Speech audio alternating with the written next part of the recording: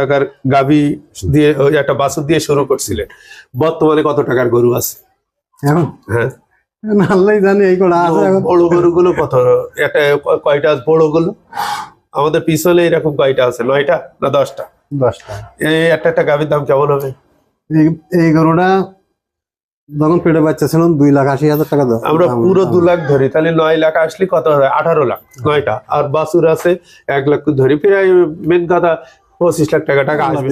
হ্যাঁ, তাহলে 2700 টাকা থেকে 25 লাখ। আর কি কি যে সম্পদ করছে? আমি গরু বিক্রি করি, গেল বছরও গরু বিক্রি করেছি। 35 লাখ টাকা জমি নিলাম। কত লাখ? 35 লাখ টাকা। আচ্ছা, আল্লাহ দিলে এখন 13 বিঘি টিকি জমি করেছি।